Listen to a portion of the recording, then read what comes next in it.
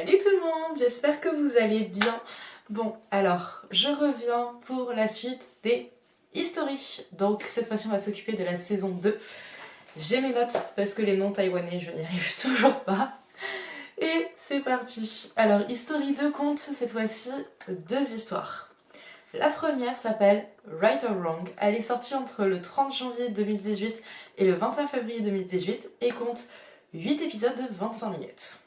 Alors, Right or Wrong, c'est l'histoire du professeur Shi Yi-ji, qui est professeur à l'université et qui doit élever sa fille Yo-Yo tout seul. Mais leur vie va complètement changer quand il va faire la rencontre de l'élève Fei Sheng-ji et qu'il va l'engager comme nounou pour sa petite fille. Alors, au niveau des acteurs, Shi Yi-ji, donc le professeur, est joué par Chang Chang-yu, que vous avez pu découvrir dans Happy Dandelion, A Boy Named Flora A, ou bien Back to the Good Time. Et l'élève, donc Fei Sheng-ji, est joué par Hunt Chang, qui a joué dans Do You Know That I Love You et Our Time.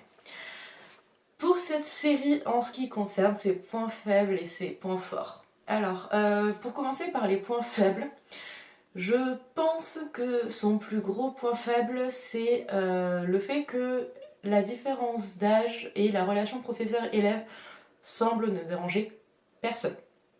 Je veux bien qu'en Taïwan, ils ont enfin légalisé le mariage homosexuel, mais normalement, une relation prof-élève, ça devrait un peu déranger, mais non, tout le monde me semble être parfaitement heureux avec ça. Donc tant mieux, hein, mais bon, voilà. Et en ce qui concerne la différence d'âge, en fait, ils ne sont simplement pas assez explicites sur où ils en sont en fait au niveau des années scolaires, notamment pour le plus jeune. Il y a juste un moment donné où ils parlent du fait d'attendre qu'il ait 20 ans. Donc du coup, vous en avez déduit qu'ils étaient à l'université, mais tout le début du drama, c'est pas très très clair. Donc au début, je me suis vraiment posé la question de savoir est-ce qu'il est à l'université, est-ce qu'il est au lycée, etc., etc. Mais bon, tout va bien, tout le monde est majeur, donc c'est génial. En ce qui concerne les points forts, alors pour les points forts, on a l'alchimie entre les deux. Ils sont vraiment adorables, ils sont vraiment très touchants. Je les aime beaucoup, beaucoup, beaucoup. On a également le fait que c'est la deuxième saison, donc et la quatrième histoire des History, et du coup, ils ont pris un peu de bouteille, ils ont pris un peu la confiance. Donc on a une relation qui est un peu plus fusionnelle, on a plus de baisers, on a plus de moments intimes. Donc c'est vraiment sympa.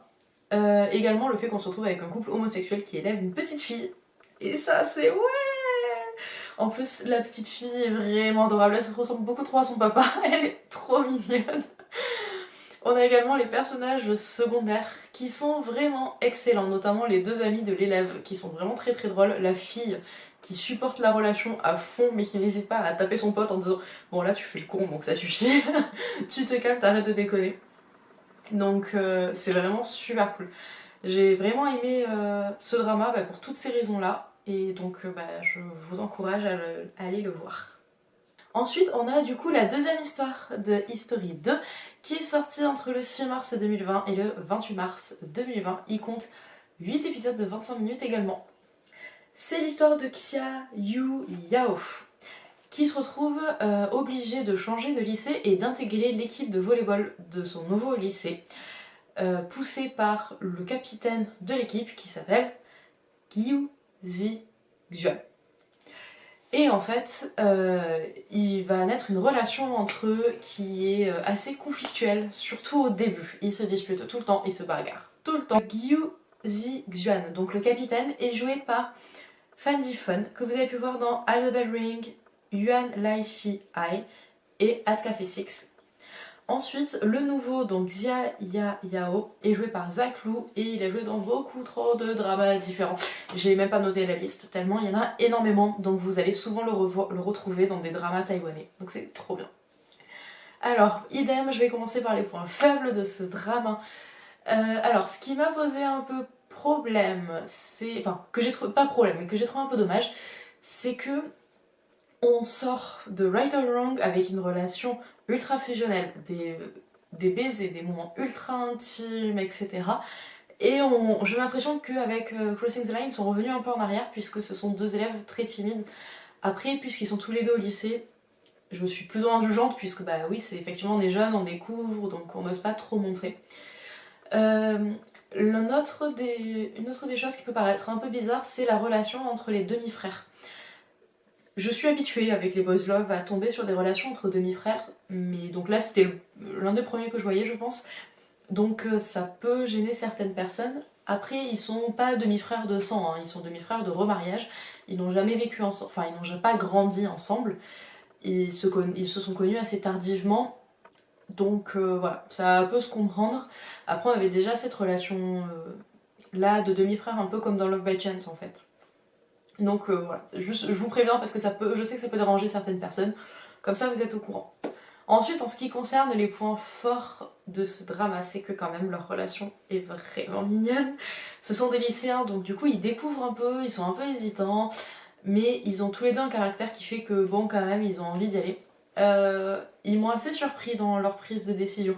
Très sincèrement, vu la façon dont les caractères sont présentés au début, je m'attendais pas du tout à la personne qui fait le premier pas, je m'attendais pas du tout à tout ça. Mais c'est vraiment cool. Il nous montre comment prendre soin de quelqu'un qu'on aime, comment se battre pour la personne qu'on aime, etc. Donc c'est vraiment ultra sympa. Ils sont vraiment adorables. Donc bah, je peux que vous les conseiller. Voilà. Dites-moi du coup vous si vous les avez vus et s'ils font partie de vos préférés. Je pense que Right or Wrong est mon troisième favori. Il fait partie de mon top 3. Donc je vous laisse, je vous dis à très bientôt. Bye bye.